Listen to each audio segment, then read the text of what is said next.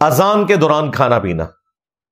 تو بھائی یہ جو اذان کے دوران کھانا پینا ہے، یہ ایک سنن ابی داؤد کی حدیث تھی جسے مس یوز کیا لوگوں نے. وہ اس طریقے سے نہیں تھی.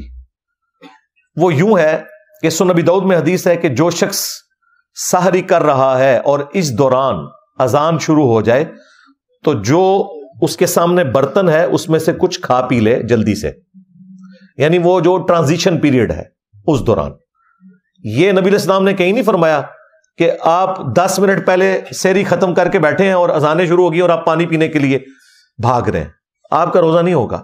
یہ اس شخص کے لیے ہے کہ مثلا 5:05 پہ اس نے سحری شروع کی اور 5:10 پہ ختم سحری ہو رہی ہے. اس دوران وہ 1-2 منٹ اوپر کھا لیتا ہے ٹرانزیشن پیریڈ میں، تو اس کے لیے ایک گنجائش ہے. یہ بھی بہتر ہے کہ ایسا نہ کرے. لیکن ایک بندہ اٹھا ہی 5:10 پہ ہے اور اسے پتا ہے کہ 5:25 تک اذانیں چلتی ہیں اور ختم سحری ہے ہی 5:10 ہے، تو وہ 15 منٹ کے جی میں اذانوں کے دوران کھا رہا ہوں، اس کا روزہ کوئی نہیں. بالکل یہ ذہن میں رکھیے گا. تو وہ اس حدیث کو غلط لوگوں نے یوز کیا. وہ ٹرانزیشن پیریڈ کے لیے تھا. جس طرح بخاری مسلم میں ہے کہ جس نے طلوع آفتاب سے پہلے فجر کی 1 رکعت پا لی، اس نے فجر کی نماز پا لی، اگرچہ 1 رکعت اس کی اس ٹرانزیشن پیریڈ میں ہے کہ سورج نکل رہا ہے، غروب وقت ہے، لیکن پھر بھی اس کی نماز ہو جائے گی.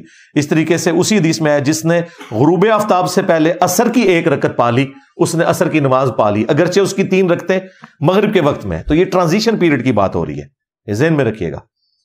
اور یہ بھی اس شخص کے لیے ہے جو شخص اس سے پہلے سحری شروع کر چکا تھا، کسی مجبوری کی وجہ سے وہ لیٹ اٹھا تھا. لیکن اگر کوئی شخص اٹھا ہی ایسے وقت میں ہے کہ ختم سحری ہو چکی ہے، اس کے لیے یہ نہیں ہے. یہ ذہن میں رکھیے گا. اس کی مرضی ہے، ٹھیک ہے، وہ 8 پیرا روزہ رکھنا چاہتا ہے رکھ لے، ادر وائز چھوڑنا چاہتا ہے چھوڑ دے، بعد میں ایک روزے کی قضا دے دے اگر اسے یہ خدشہ ہے کہ میں کھائے پیے بغیر روزہ چلا نہیں سکوں گا.